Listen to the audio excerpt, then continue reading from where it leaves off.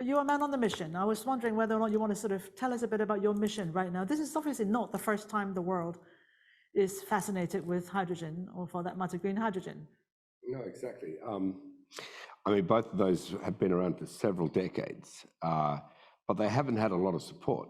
You've seen Margaret Thatcher and George Bush the first starting to warn the world about global warming, and then you saw a very effective, massive lobby, even against those two incredibly powerful people, and their message got lost into the wilderness. Now, several lost decades later, we're facing a absolute crisis point, and you're seeing the same playbook. You know, the same.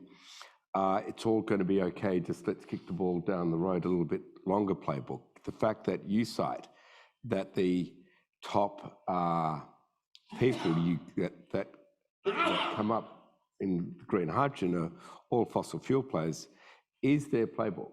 You know, that they pay to get there, and it's to confuse and obfuscate. But when I first started looking at hydrogen, I was a little kid, and you know, when I learnt that you could make something from water that burnt, and when you burnt it, it created an enormous amount of energy, and then it went back to water. I thought, this is alchemy. This is like Harry Potter rides again. It's just an amazing molecule. And the more we started to look at it as Fortescue, when we became formal about this about 11 years ago, it started to reveal itself to us as this kind of Swiss Army knife of everything. You can make steel from it, you can make fertilizers, you can make geotech cement, you can, of course, make any form of mobile power, and yet it seemed to be suppressed. And I've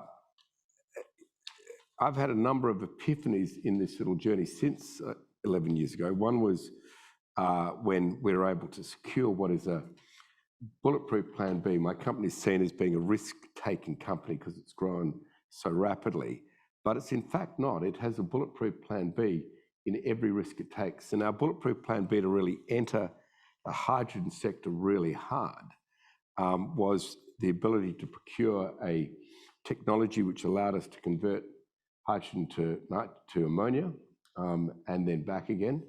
And that allowed us now to store and ship hydrogen as ammonia, very efficient vector for the hydrogen molecule.